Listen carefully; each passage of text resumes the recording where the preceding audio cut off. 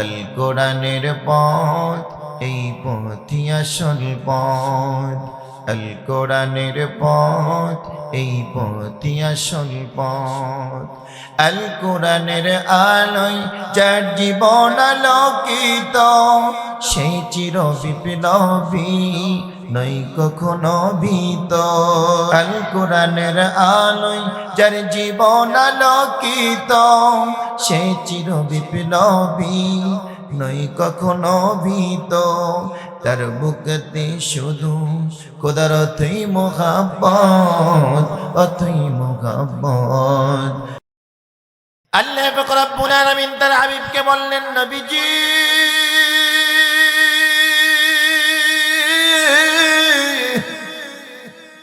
আপনি যাদের সামনে আপনি কোরআনুল কারীম তেলাওয়াত করছেন, আপনি যাদেরকে কোরআনের দাওয়াত দিচ্ছেন, আপনার দাওয়াত তারা গ্রহণ করবে না। শুধু তাই নয়, আপনার দাওয়াতে তারা প্রত্যাবর্তন করবে না, ফিরবে না।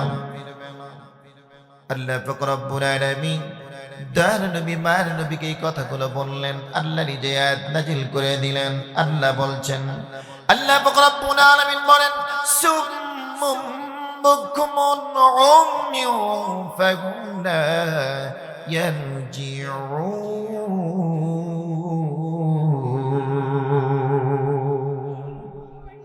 আল্লাহ বলছেন, নবীজি আমি রব তাদের কানের মধ্যে তালা মেরে দিয়েছি। 2 নাম্বার তাদের চোখের মধ্যে পর্দা ফেলেছি। 3 নাম্বার তাদের দিলের মধ্যে মোহর লাগায় দিয়েছি। অতএব আপনার কথা তারা শুনবে না, আপনার কথা তাদের কানের মধ্যে যাবে না। আপনি যা করছেন তারা চোখ দিয়ে দেখার পরেও তারা দেখবে না, কারণ হল আমি তাদের চোখের মধ্যে পর্দা লাগিয়ে দিয়েছি। আপনার কথাগুলো তারা শ্রবণ করবে না, আর দিলের মধ্যে তারা কথাগুলো গেঁথে রাখবে না। এই কোরআনুল কারীমের কথা বাড়ি থেকে মানুষ শুনছে না, শোনা যাচ্ছে না, মাইকের আওয়াজ তারা শুনতে পাচ্ছে না, তারা শুনতে পাচ্ছে কিন্তু কোরআনের কাছে আসতেছে না। কারণ হলো ইলম ঢোকা রাস্তা হলো 3টা। 1 নাম্বার হলো চোখ, 2 নাম্বার হলো কান, 3 নাম্বার হলো দিল। এই 3টা রাস্তা মানুষ বন্ধ করে নিয়েছে, আল্লাহ নিজে বন্ধ করে দিয়েছে। এই জন্য তাদের কানের মধ্যে কোরআনের কথা ঢুকলেও তারা বুঝতে পারে না, দেখার পরেও তারা দেখে না, দিলের মধ্যে তারা গাঁথে না। বুঝতে হবে এদের মধ্যে ঈমান থাকতে পারে, কিন্তু ঈমানের বাতি নিভে গেছে। কতক্ষণ ঠিক কিনা? যারা কোরআন শোনার পরে যারা মাহফিলে বসবে, কোরআন শোনার জন্য যারা আসবে, তাদের দিলের মধ্যে তাদের ভিতরে ঈমান আছে, ঈমান টিপ টিপ করে জ্বলছে বিদায় তারা কোরআনের কথা শোনার পরে তারা চাতক পাখির মতো ছুটে এসে তারা কোরআন শুনতে বসে যায়। সুবহানাল্লাহ কোন।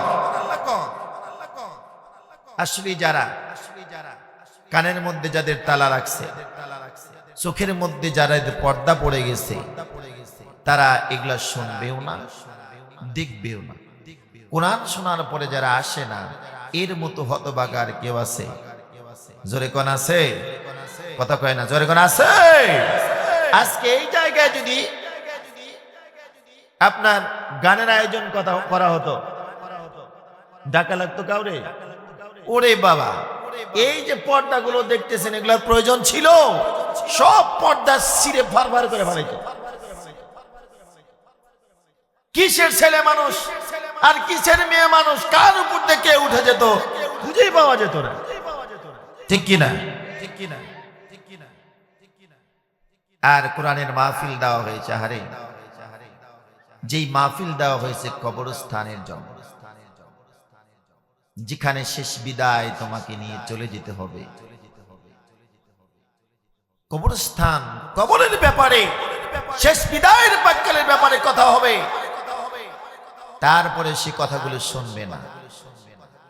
আমি মনে করি যে এরকমটি হওয়া দরকার যে মাহফিলের আঞ্জাম দেওয়ার পরে বাইরের কোনো মাইক দেওয়ার চলবে না, বাইরের কোনো মাইকের প্রয়োজন নেই।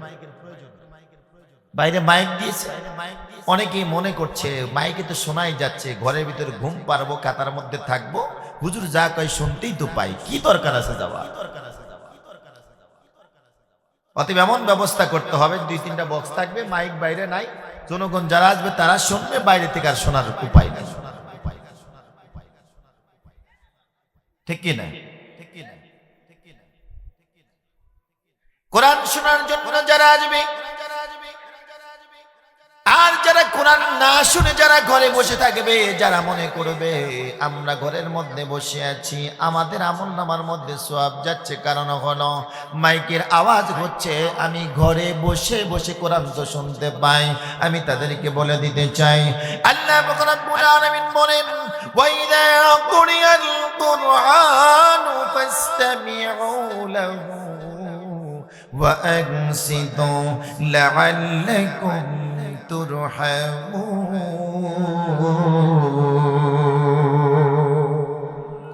আল্লাহ বলছেন বান্দারে, আমার জমিনে যেই জায়গায় কোরআন থেকে কথা বলা হবে, যেই জায়গায় কোরআন আঞ্জাম দেওয়া হবে, আমার কোন বান্দা আমার কোন বান্দি যদি কোরআন শোনার জন্য আসে, ওয়াইদা কুরিয়াল কোরআন, কোরআন শোনার জন্য আসবে, ওয়ানসিতু, চুপ করে বসে কোরআন শ্রবণ করবে, শুনবে, আল্লাহ রাব্বুল আলামিন বলেন লাআল্লাকুম তুরহামুন, আমি রব সেই সামিয়ানার ভিতরে সেই জায়গার মধ্যে আসমান থেকে রহমতের বৃষ্টি বর্ষণ করতে থাকি। সুবহানাল্লাহ।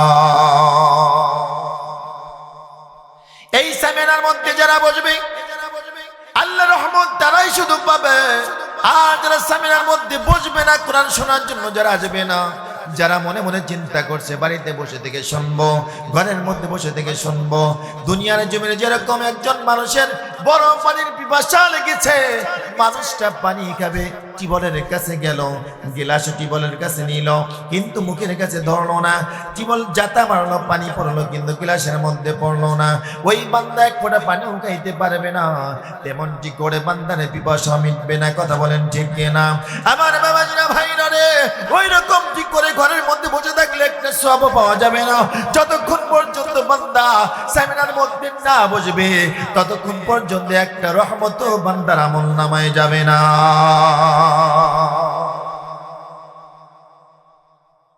এখন বলেন তো, এখানে বসা দরকার আছে না নাই? কথা কই না, আছে না নাই? এখানে বসতে হবে। যতক্ষণ এখানে বসবে না, ততক্ষণ রহমতের সামিনার চাদরের মধ্যেও থাকতে পারবে না। আমার বাবাজিরা ভাইরা,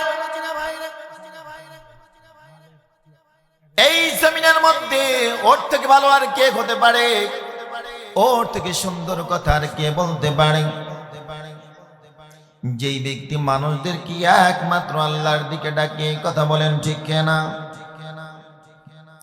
আল্লাহ রাব্বুল আলামিন বলেন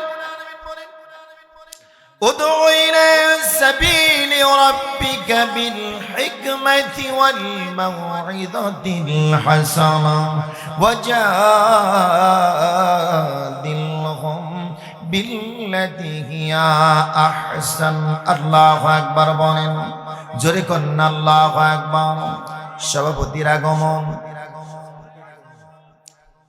আলহাজ মোহাম্মদ মাহবুবুল আলম সাহেবের আগমন দৌলতপুরের পক্ষ থেকে লিল্লাহে তাকবীর। আমার বাবাজিরা ভাইরা, ওর থেকে সুন্দর কথা আর কে বলতে পারে? ওর থেকে ভালো কথা আর কে বলতে পারে? যেই ব্যক্তি মানুষদেরকে একমাত্র আল্লাহর দিকে ডাকে। কথা বলেন ঠিক কিনা? আল্লাহ বলছেন উদউ ইলা সাবিলি রাব্বিকা বিল হিকমাতি ওয়াল মাউইযাতিল হাসানা ওয়াজাদিলহুম বিল্লাতি হিয়া আহসান। আল্লাহু আকবার বলেন, জোরে কোন আল্লাহু আকবার।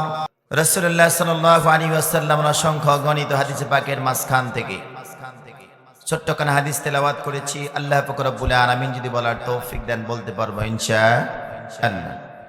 আপনারা যদি মনে মনে দোয়া করতে থাকেন, কিছু কথা আলোকপাত করা যেতে পারে। সকলে একটু বলেন আমিন। একটু জোরে কর না আমিন। আমার বাবাজিরা ভাইরা, আমিও, আপনারা তো একটু সুস্থই আছেন।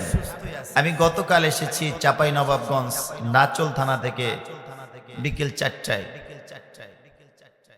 সারাদিন সফরে ছিলাম। আমি মনে করছিলাম সন্ধ্যায় আসবো, কিন্তু একটু আগেই আসছি। আগামীকাল মাহফিল ছিল শাহজাদপুর, বৃষ্টির কারণে বন্ধ হয়ে গেছে। মনে করছি এটাও বন্ধ হয়ে যাবে। তারপরে আল্লাহ একটু দয়া মেহেরবানি করেছেন, আমরা সবাই উপস্থিত হয়েছি। এখন আপনারা যদি না আসেন তাহলে কেমন হয়? আপনাদের আসতে হবে না? সম্মানিত এলাকাবাসী, আপনাদের সকলকেই আল্লাহ রসুলের পক্ষ থেকে দাওয়াত দিচ্ছি। আপনারা সকলেই কোরআনকে মহব্বত করে ভালোবেসে কোরআনের মাহফিলে এসে বসে যান। ঘরে কেউ সে বসে থাকবেন না। কোরআনকে যারা ভালোবাসবে, কোরআন যারা সঙ্গে নিয়ে যেতে পারবে, আখির আদালতে কোরআন তাকে সুপারিশ করে জান্নাতে নিয়ে যাবে। সুবহানাল্লাহ। পৃথিবীর জমিনে যত মানুষ আছে, কোন মানুষ আখির আদালতে আল্লাহ পাক রব্বুল আলামিনের সাথে তর্ক করতে পারবে না, এরকম সাহস কোন মানুষের নাই।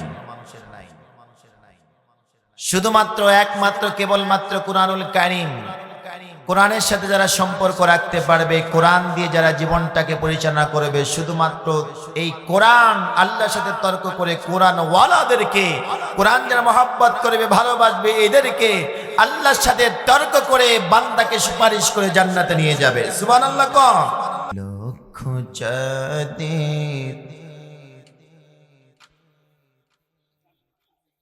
আলো হয়ে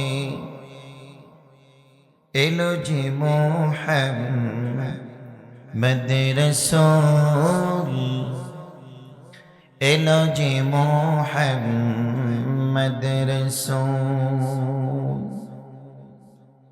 সেই নূরানি রোশনীতে চাঁদ সিতারা হইয়া কুল, এলো যে মুহাম্মদ রাসূল। জোরে লক্ষ চাঁদের আলো হয়ে এলো যে মুহাম্মদ রাসূল, এলো যে মুহাম্মদ রাসূল।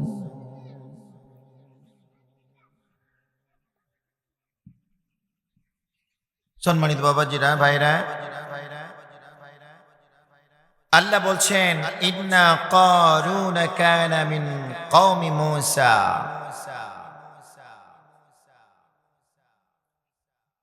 فبغى عليهم وآتيناه من الكنوز ما إن مفاتحه لتنوء بالعصبة أولي القوة إذ قال له قومه لا تفرح إن الله لا يحب الفرحين। আল্লাহ বলছেন একথা সত্য, কারণ ছিল মূসার কওমের একজন লোক।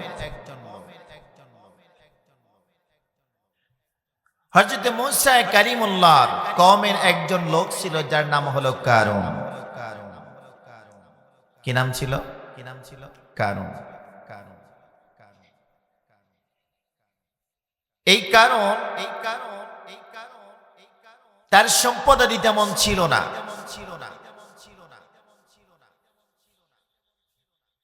কিন্তু হঠাৎ করে সে সম্পদের পাহাড় গড়িয়ে ফেলল। এই ব্যক্তিটা আল্লাহ পাক রব্বুল আলামিন তাকে এত সম্পদ দান করেছিলেন যে তার সম্পদের চাবিগুলো, গুদামের চাবিগুলো বহন করার জন্য একদল বলবান মানুষ বা একদল শক্তিশালী উট যার চাবিগুলো বহন করতে লাগতো। এত সম্পদ আল্লাহ তাকে দান করেছিলেন। কি বলেছে? মিনাল কুনুজ, এই চাবিগুলো বহন করতে গিয়া শক্তিশালী বীর পানোয়ান মানুষদের মাজাগুলো বাঁকা হয়ে যেত। গুদামের চাবি, এই তালার চাবিগুলো ছিল হাতের কবজা পর্যন্ত, এত টুকটুক চাবি। একজন বীর পালোয়ান এক বস্তার মধ্যে কত চাবি আছে, সে এই চাবিগুলো বহন করতে একজন মানুষের মাজা বাঁকা হয়ে যেত। এইরকম দুটো ব্যাখ্যা করেছেন যে একদল বলবান উট লাগতো অথবা একদল মানুষ লাগতো। যদি আপনি একটা দল ধরেন, একটা দলের মধ্যে কমপক্ষে 12 জন, কমপক্ষে কয়জন? 12 জন, 12টা উট অথবা 12 জন শক্তিশালী মানুষ। তাহলে 12 জন, 12টা উট আর 12 জন শক্তিশালী মানুষ যদি একটা দলে হয়, তাইলে এই দলের মধ্যে কত চাবি একটা উট বহন করতে পারে? হিসাব করা যাবে? এত চাবি, মানে কত গুদাম ছিল, এই গুদামের চাবি বহন করেছে এক দল উট। চাবিগুলোর আকার কেমন? এক পাঞ্জা, কবজা পর্যন্ত। আমার বাবাজিরা ভাইরা, কথাগুলো দিলেন কান লাগায় শোনেন। আল্লাহ পাক রব্বুল আলামিন মূসা কালিমুল্লাহকে দুনিয়ার জমিনে তার কওমকে চালানোর জন্য, তার গোত্র বা জাতিকে চালানোর জন্য, তার উম্মত উম্মতিদেরকে চালানোর জন্য আল্লাহ পাক রব্বুল আলামিন আসমান থেকে একটা কিতাব নাজিল করলেন, যার নাম হলো তাওরাত কিতাব। আমার বাবাজিরা ভাইরানি, তাওরাত কিতাব নাজিল করার পর আল্লাহ পাক রব্বুল আলামিন মূসা কালিমুল্লাহকে বললেন, মূসা, আমি যে তোমার উপরে তাওরাত কিতাব নাজিল করলাম, এই তাওরাত কিতাবটা তোমাকে সুন্দর করে সোনা দিয়ে বাইন্ডিং করা লাগবে, রক্ষিত করে রাখা লাগবে।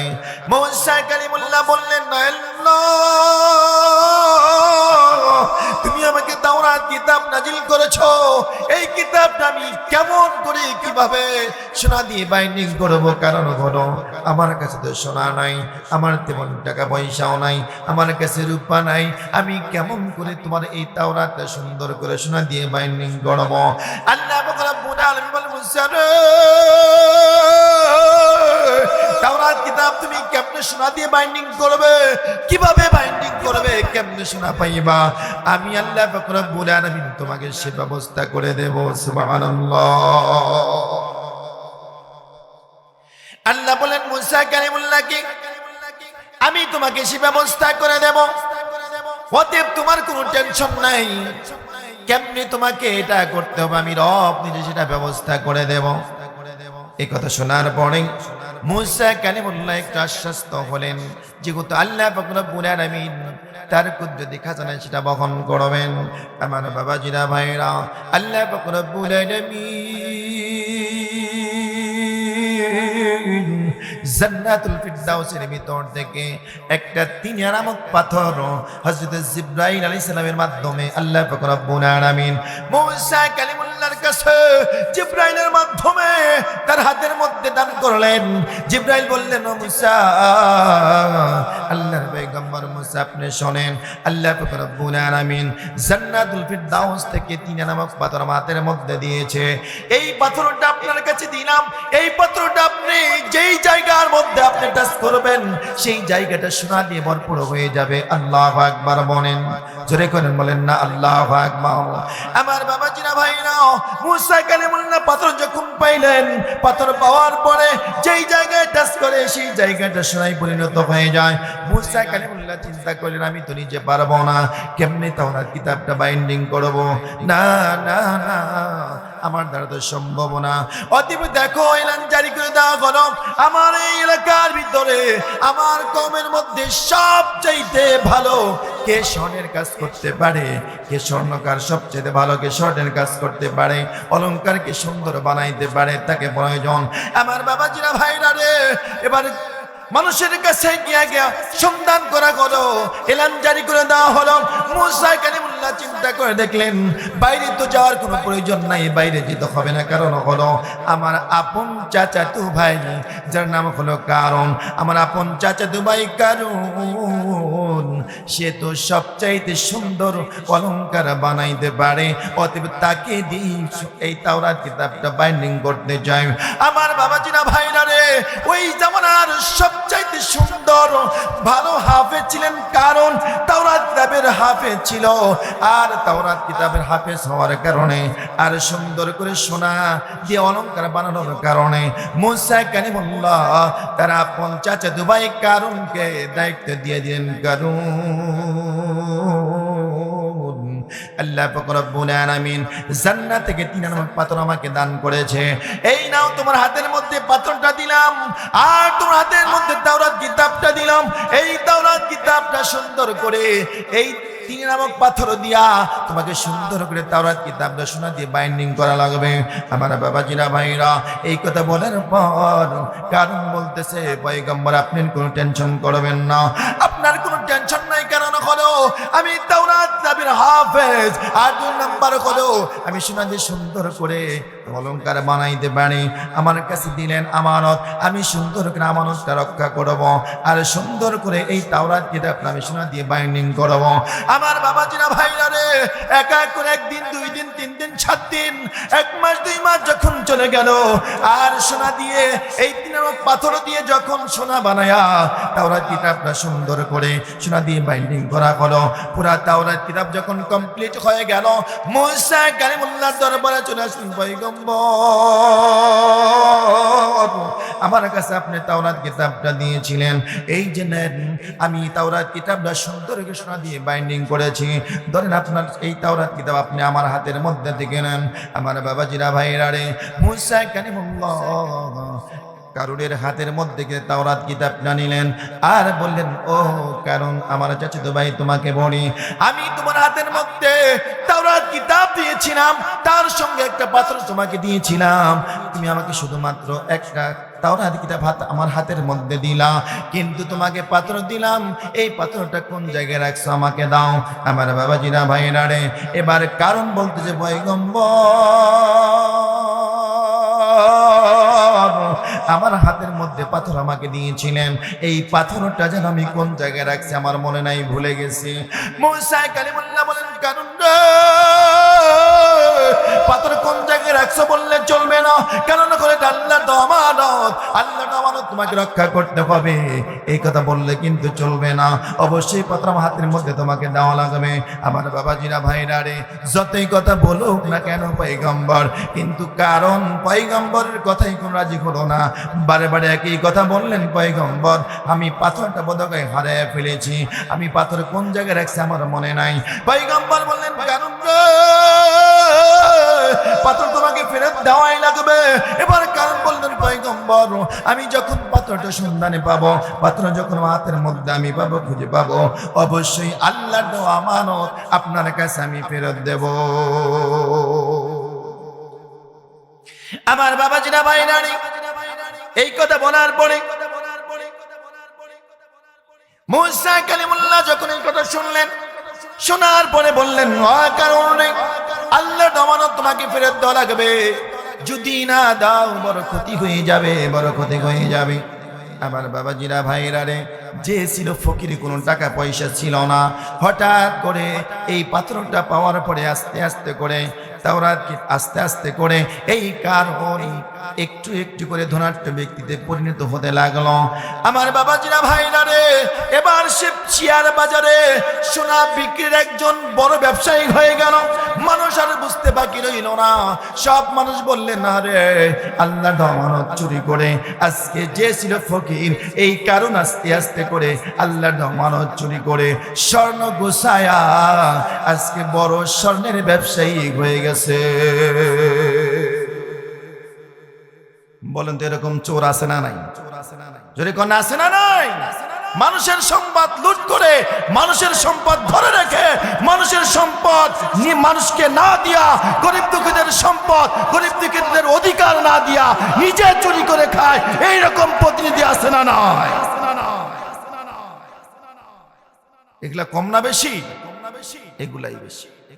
আমার বাবাজিরা ভাইরা, আল্লাহর আমানত চুরি করলেন আর বড় সোনার ব্যবসায়ী হয়ে গেল। সোনার যখন বড় ব্যবসায়ী হয়ে গেছে, মানুষদের আর বুঝতে বাকি রইল না। একবার খেয়াল করে দেখেন, আমাদের সমাজের মধ্যে যে টোকাই গিরি করে, টোকাই আছে না নাই? টোকাই আছে না নাই? সারা জীবন টোকাই গিরি করলো, হঠাৎ করে আঙ্গুল ফুলে কলা গাছ হয়ে গেছে, বাড়িতে বিল্ডিং, মোটরসাইকেল চালায়, কিছুদিন পরে আবার প্রাইভেট কার কেনে, এরকম আছে না নাই? বলেন তো চুরি ছাড়া কি পারছে? আমার বাবাজিরা ভাইরা রে, ঠিক এরকম কারণ আস্তে আস্তে করে বড়লোকে পরিণত হয়ে গেল। ওই কমের ভিতরে ওর মতো বড় সম্পদশালী আর কেউ নাই, কারণ হলো বড় সোনার ব্যবসায়ী। আল্লাহর আমানত চুরি করে বড় সোনার ব্যবসায়ী হয়ে গেছে। আমার বাবাজিরা ভাইরা রে, যেমন করে আল্লাহ তাকে সম্পদ দান করেছেন, কথা বলেন ঠিক কিনা? আমার বাবাজিরা ভাইরা, এবারে মুসা কালিমুল্লাহকে বলেন, আল্লাহ পাক রব্বুল আলামিন, মুসা রে, আমি তোমাকে একটা হুকুম জারি করে দিলাম, তোমার এই এলাকার ভিতরে তোমার কওমের মধ্যে এলান জারি করে দাও, আর যার ভিতরে যার কাছে বেশি সম্পদ আছে আমি রব তার সম্পদের উপরে যাকাত ফরজ করে দিলাম। শুধু তাই নয়, যার কাছে বেশি সম্পদ আছে ওই সম্পদের 40 ভাগের 1 ভাগ গরিব মানুষদেরকে দিতে হবে। এই কথা বলার পর, কারণ যখন শুনলেন মুসা কালিমুল্লাহ এই কথা যখন এলান জারি করে দিল, পয়গম্বর বললেন, এ ধনাঢ্য ব্যক্তিরা, আল্লাহ পাক রব্বুল আলামিন তোমাদের উপরে যাকাত ফরজ করে দিয়েছে। কেমন যাকাত ফরজ করলো? বলে সম্পদের 40 ভাগের 1 ভাগ আল্লাহকে দিতে হবে। এবার কারণ বললেন, আল্লাহ কি টাকা পয়সা চাই নাকি? বলে না, আল্লাহ তো টাকা পয়সা চাই না। তাহলে কে টাকা পয়সা চায়? বলে গরিব মানুষদেরকে দান করে দিতে হবে। যদি গরিব মানুষদেরকে দান করো আল্লাহকে দেওয়া হয়ে যাবে। আমার বাবাজিরা ভাইরা রে, এই কথা বলার পরে মুসা কালিমুল্লাহ যখন এই কথা বললেন, বলার পরে কারণ বলতেছেন, না না না, আল্লাহ আমাকে সম্পদ দান করে নাই, এই সম্পদ আমি নিজের ইলম দ্বারা, আমি নিজের জ্ঞান দ্বারা অর্জন করেছি। বলেন তো, চুরি করছে না জ্ঞান দ্বারা অর্জন করেছে? আমার বাবাজিরা ভাইরা রে, আল্লাহ আমানত চুরি করার পরে এবার বলতেছে, আমি আমার জ্ঞান দ্বারা, আমি আমার ইলম দ্বারা সম্পদ অর্জন করেছি। আমার বাবাজিরা ভাইরা, সম্পদ দেওয়ার মালিককে জোরে কন্যাকে, সম্পদ দেওয়ার মালিক হলো আল্লাহ, সম্পদ চেনার মালিক হলো আল্লাহ। কারণ হলো মানুষ এই সকালবেলা ধনী, বিকালবেলায় ফকির, কথা কন ঠিক কিনা? আমার বাবাজিরা ভাইরা রে, এবার কারণকে বললেন, না এই কথা তো বললে চলবে না, আল্লাহ তোমাকে সম্পদ দান করেছে, অতএব আল্লাহ তোমার উপর সম্পদের উপর যাকাত ফরজ করেছে, অতএব অবশ্যই তোমাকে মানুষের মধ্যে সম্পদটা একটু, তোমার 40 ভাগের 1 ভাগ সম্পদ বিলিয়ে দেওয়া লাগবে। আমার বাবাজিরা ভাইরা, এই কথা বলার পর রাতের অন্ধকারে ওই কমের মধ্যে যত ধনাঢ্য ব্যক্তি ছিল, সব ধনাঢ্য ব্যক্তি মিলে একটা গোল টেবিল আয়োজন করলেন। সব ধনাঢ্য ব্যক্তি মিলে রাতের অন্ধকারে গোল টেবিল আয়োজন করা হলো।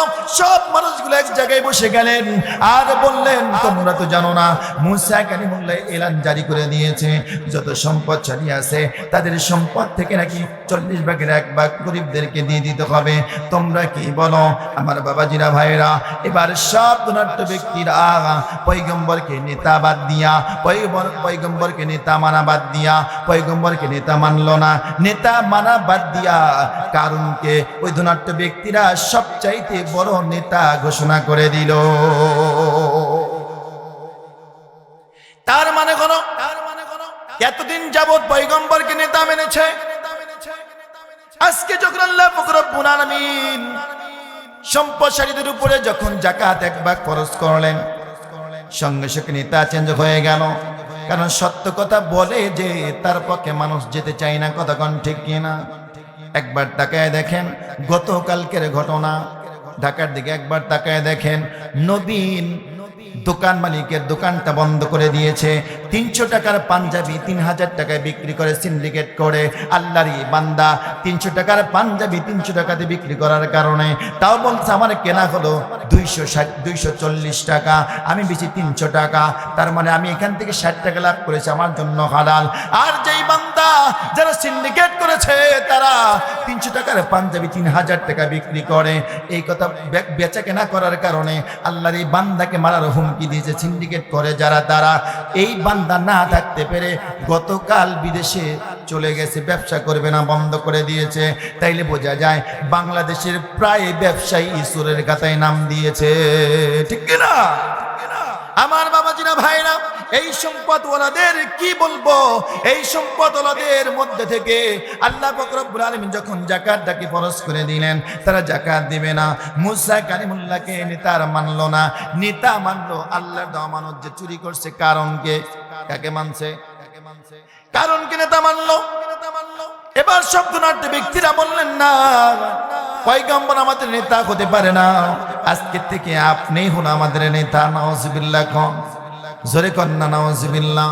আমার বাবাজিরা ভাইরা, এই কথা বলার পর এবার পরামর্শ করলেন, যেহেতু আমাকে তোমরা নেতা মেনেছ, আমাকে তোমরা নেতা মেনেছ, পয়গম্বরকে নেতা মানা যাবে না, পয়গম্বরের কথা কিন্তু মানা যাবে না, তবে সাবধান হয়ে যাও। পয়গম্বরকে কি করা যায়, কেমনে কি করা যাবে একবার বলো। এবার বলতেছে, গোলটির আয়োজন করে বললেন, আমরা পয়গম্বরকে দুনিয়ার জমিন থেকে সরাইয়া দেব।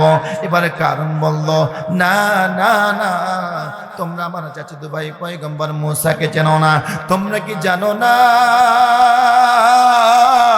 তার হাতের মধ্যে একটা লাঠি আছে, ওই লাঠিকে যা বলে লাঠি তাই করে। আল্লাহু আকবার, নারে তাকবীর। আমার বাবাজিরা ভাইরা, এই কথা বলার পর সব ধনাঢ্য ব্যক্তিরা বললেন, তাই তো, মুসার হাতের মধ্যে লাঠি, লাঠিকে যা বলে তাই করে। না না, তাকে মারা যাবে না। কোন দিকে মারবা? তাকে জাদু বিদ্যা দিয়েও মারা যাবে না, লাঠি দিয়েও মারা যাবে না, লোক দিয়ে তাকে মারা যাবে না। কেমনে মারবা? মুসা কালিমুল্লাহর কাছে কেউ যেতে পারে না, তার কাছে গরম দেখে কোনো লাভ নাই। কারণ হলো আল্লাহ রাব্বুল আলামিন এই জমিনে যত পয়গম্বর সৃষ্টি করেছে, যত পয়গম্বর আল্লাহ পাঠিয়েছেন, সকল পয়গম্বরের মধ্যে মুসা কালিমুল্লাহর রাগ আল্লাহ সবচেয়ে বেশি দিয়েছিলেন। কারণ হলো যখন মুসা কালিমুল্লাহ রাগ করতেন, মাথার চুলগুলো খাড়া হয়ে পাগড়ি বের হয়ে যেত। আল্লাহু আকবার। অতএব মুসা কালিমুল্লাহর কাছে যাওয়া যাবে না। তাইলে কেমনে তাকে মারা যায়, কিভাবে মারবো? বলে মুসা কালিমুল্লাহকে যদি মারতে চাও, এইভাবে মারা যাবে না। কেমনে মারবা একবার বলো। বলে মুসা কালিমুল্লাহকে নারীর অপবাদ দিয়ে দুনিয়ার জমিন থেকে বিদায় করা দেওয়া লাগবে। নাউজুবিল্লাহ। মানুষের সাথে যখন পারা যায় না, তখন কি করে? বিভিন্ন পন্থা খোঁজে। আমার বাবাজিরা ভাইরা, মুসা কালিমুল্লাহকে মারতে না পেরে নারীর অপবাদ দিবে এরকম পরামর্শ শুরু করে দিল। বলে কেমন পরামর্শ করলো? আমার বাবাজিরা ভাইরা রে, সুন্দর করে কথাগুলো দিলে কান লাগায় শোনেন। আল্লাহ পাক রব্বুল আলামিন বলেন, ফাখরাজা আলা কওমিহি ফি জিনাতিহি ক্বালাল্লাযীনা ইউরিদুনাল হায়াতাদ দুনিয়া ইয়া লাইতা লানা মিথলা মা উদিয়া কারুন ইন্নাহু লাযু হায্যিন আযীম।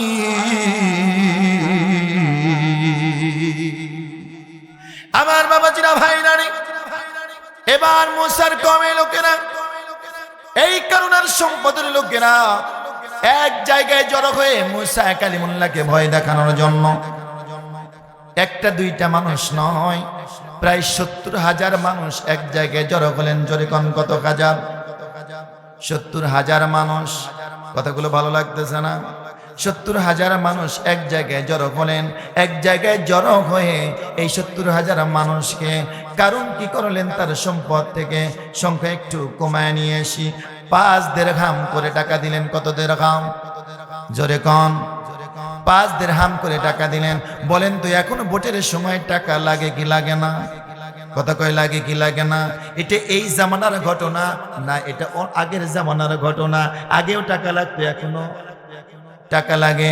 আমার বাবাজিরা ভাইরা, কারণ 70,000 মানুষকে 5 দিরহাম করে টাকা দিলেন, ভাড়া করলেন। কেন ভাড়া করলো? এই কারণে ভাড়া করলো, মুসা কালিমুল্লাহকে ভয় দেখাবে। লোক দিয়া কি দিয়া? জোরে কোন কি দিয়া? আমার বাবাজিরা ভাইরা রে, 70,000 মানুষ নিয়া কারণ কি করলেন? 70,000 মানুষ ঘোড়ার উপরে চড়াইলেন, উটের উপরে চড়াইলেন। 70,000 মানুষ নিয়া বিশাল একটা মিছিল দিলেন মুসা কালিমুল্লাহকে ভয় দেখানোর জন্য। আমার বাবাজিরা ভাইরা রে, 70,000 মানুষ নিয়ে যখন মিছিল দিয়েছে, মিছিল দেওয়ার পরে বললেন মিছিল দিয়ে কোনো লাভ নাই। কারণ হলো মুসা কালিমুল্লাহ দুনিয়ার জীবনে কাউকে ভয় পায় না, ভয় পাই শুধু আল্লাহকে। আল্লাহু আকবার কও। আমার বাবাজিরা ভাইরা রে, এই কথা বলার পরে কারণ যখন মিছিল দিলেন কোনো লাভ হলো না, মিছিল দিয়ে কোনো ফায়দা হলো না, তাইলে কি করা যায়? চলো যাই আমরা 20-25 জন মানুষ আমার সঙ্গে হাজির হয়ে যাও। আমার বাবাজিরা ভাইরা রে, এবার কারণ তার ডান পাশে নিলেন 10 জন, বাম পাশে নিলেন 10 জন, এই 10 জন 20 জন মানুষ ডান আর বামে নিলেন। আমার বাবাজিরা ভাইরা রে, এই 10 জন আর 20 জন মানুষ দুই পাশে যখন হয়ে গেল, তাদের হাতের মধ্যে স্বর্ণের চেন লাগালেন, তাদের হাতের মধ্যে ব্যাস লাগালেন। আমার বাবাজিরা ভাইরা রে, গলায় স্বর্ণের চেন লাগালো, আংটি লাগালো স্বর্ণের, আংটি লাগালো রূপার। এই 10 জন 20 জন মানুষ কারণের সঙ্গে হয়ে গেল। তার মানে হলো কারণ হলো বড় লিডার, আর ডান পাশে হলো সব চামচাগুলো এক জায়গায় জড়ো করলো। এই চামচাদেরকে নিয়ে কারণ মানুষের সামনে হাজির হয়ে গেল। দেখো আমার সাথে কত মানুষ, আমার সঙ্গে কথা বলতে পারবা না। আমার বাবাজিরা ভাই বলেন তো, কারণের অভ্যাস যেরকম ছিল ওরকম অভ্যাস এখনো মানুষের মধ্যে আছে না নাই? আমার বাবাজিরা ভাইরা রে, এবার কারণ যখন গলার মধ্যে বড় চেন লাগালেন, হাতের মধ্যে 10টা আংটি লাগিয়েছে সব মানুষের সামনে। আমার বাবাজিরা ভাইরা রে, এবার মানুষগুলো বলতেছে, জনতার লোকেরা বলতেছে, কারণ তুমি এরকম গরম দেখায়ও না, অহংকার করো না, তুমি ছিলা ফকির, আমরা কিন্তু সবই জানি। হঠাৎ করে তুমি আঙ্গুল ফলে কলা গাছ হয়ে গেছো, আমরা জানি তুমি কেমন করে বড় লোক হয়েছ। না না না, অহংকার করে চলো না, দাম্ভিকতা দেখায়ও না, গরম দেখায়ও না। আমার বাবাজিরা ভাইরা, আর এক শ্রেণীর লোক বললেন, হারে আল্লাহ পাক রব্বুল আলামিন কারণ কি কত ধন সম্পদ দিয়েছে, এরকম যদি আমাদের দিত কতই না ভালো হতো। আরে কারণের ভাগ্য কত সুন্দর। একদল মানুষ বলে কারণ অহংকার করো না, দাম্ভিকতা দেখাও না। আর একদল মানুষ বলে কারণের সম্পদ আল্লাহ কত দিয়েছে, আরে কারণের কপালটা কত ভালো, এরকম যদি আমাদের দিত। আমার বাবাজিরা ভাইরা রে, এই কথাগুলো চিন্তা করার পরে এবার কারণ দেখলেন না, কোন দিকে তো মুসা কালিমুল্লাহকে ভয় দেখানো যায় না, তার পক্ষে থেকে লোক তো সরানো যায় না। আমি টাকা দিয়ে লোক গোছাই, আর মুসা কালিমুল্লাহ যখন একটা ডাক দেয় মাঠটা ভরে যায়। আল্লাহু আকবার বলেন।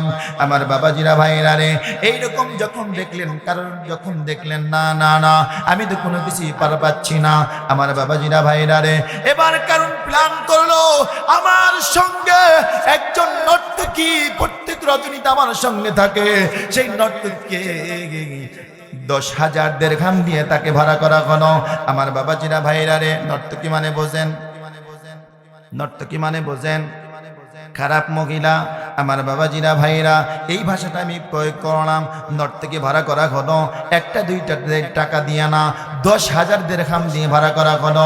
তার নাম কিতাবের মধ্যে এসেছে সবজা। কি নাম এসেছে? সবজা। কি নাম? জোরে কন। তার নাম দেওয়া হয়েছে সবজা। সবজাকে 1,000 দিরহাম দিয়ে, 10,000 দিরহাম দিয়ে তাকে ভাড়া করা হলো। সবজাকে বললেন, সবজা রে, আমি তোমাকে 10,000 দিরহাম দেব, তোমার কাজ হলো একটা। বলে কি কাজ? এই জামানার মুসা পয়গম্বরকে তুমি চেনো? বলে হ চিনি। এই মুসা কালিমুল্লাহকে জনতার সামনে তোমাকে অপমান করা লাগবে, জেনার অপবাদ তোমাকে দেওয়া লাগবে। আমার বাবাজিরা ভাইরা রে, সবজা বললেন, না, একজন পয়গম্বরের ব্যাপারে এইরকম অপবাদ তো দেওয়া যাবে না। বলে না, এই কথা বললে চলবে না, আমি তোমাকে টাকার অঙ্ক বাড়ায় দেব, যা চাও তোমাকে তাই দেবো, শুধু কথা হলো একটাই, তোমাকে অপবাদ দেওয়া লাগবে। আমার বাবাজিরা ভাইরা রে, এবার সবজা কারণকে বললেন, আমি কাজটা করে দেব, কিন্তু অগ্রিম আমাকে 5,000 দিরহাম দেওয়া লাগবে। কারণ কোনো তুমি মিথ্যা কথা বলো, তোমার স্বভাব বেশি ভালো না, অতএব মিথ্যা কথা যে বলে তার কাছ থেকে অগ্রিম টাকা না নিলে চলবে না। আমার বাবাজিরা ভাইরা, এবার কারণ সব জায়গায় 5,000 দিরহাম দিলেন, আর সব জায়গায় বললেন, তুই কিন্তু মুসা কালিমুল্লাহর সোজাসুজি 14 নাম্বার খুঁটির মধ্যে তুই বসবি। আমার বাবাজিরা ভাইরা, এবার কারণ মুসা কালিমুল্লাহকে বললেন, ও পয়গম্বর, আপনি আমার কাছ থেকে যাকাতের টাকা চেয়েছেন, আপনি আমার কাছ থেকে কিছু দানের টাকা চেয়েছেন, আপনি আমার কাছ থেকে টাকা চেয়েছেন, গরিব মানুষদেরকে আপনি টাকা দিবেন। পয়গম্বর, আপনাকে একটা কথা আমি বলি, আপনাকে আমি টাকা দেব পর্যাপ্ত, তবে কথা হলো একটাই, একটা মাহফিলের আয়োজন আপনাকে করতে হবে। ওই মাহফিলের মধ্যে আপনি কথা বলবেন, সব মানুষ যখন জানবে আল্লাহ গরিব মানুষদেরকে টাকা দেওয়ার জন্য ধনাঢ্য ব্যক্তিদের উপরে কিছু এলান জারি করেছে, হুকুম জারি করেছে, এই কথা যখন সব ধনাঢ্য ব্যক্তিরা জানবে, অতএব সব মানুষ গরিব মানুষদেরকে টাকা দেবে, দান করবে। আমার বাবাজিরা ভাইরা, এই কথা শোনার পরে মুসা কালিমুল্লাহ বলেন, তোমার পরামর্শ খুবই ভালো, এইটা করলে তো খুবই ভালো হয়।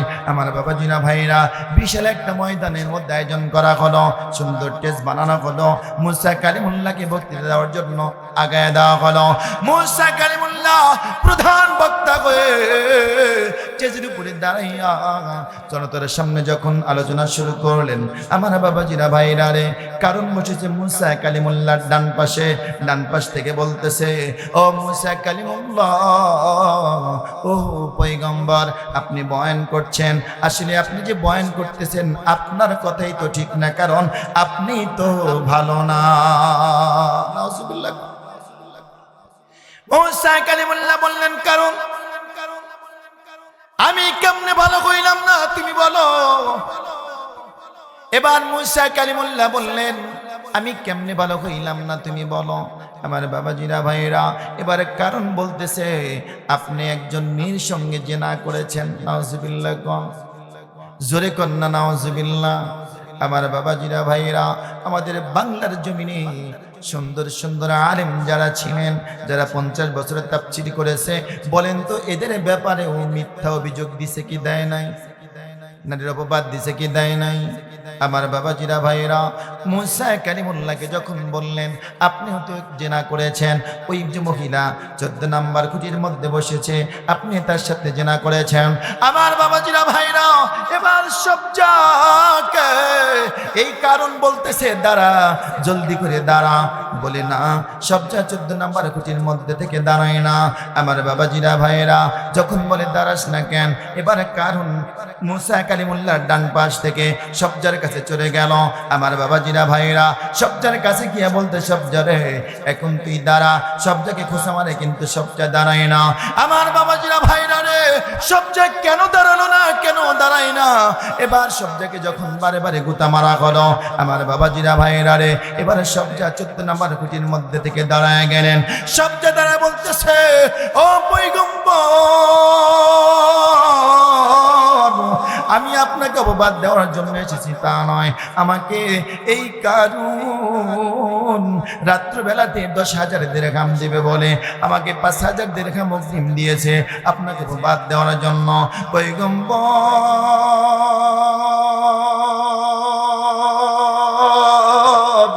আমি জানি আপনি আল্লাহর একজন নবী, আমি যতই খারাপ হই না কেন, আল্লাহ পাক রব্বুল আলামিন, হায়াতের মালিক আল্লাহ পাক রব্বুল আলামিন, মওতের মালিক। ও পয়গম্বর, আপনাকে অপবাদ দেওয়ার জন্য এই কারণ আমাকে 10,000 দিরহাম দিয়ে ভাড়া করেছে। আসলে আপনার মতো সুন্দর এই জমিনে আর একজনও নাই। আল্লাহু আকবার। কালেকশনের দিকে যাইতেছি আমি, কত ওয়াজ বুঝেন না, বলা লাগে।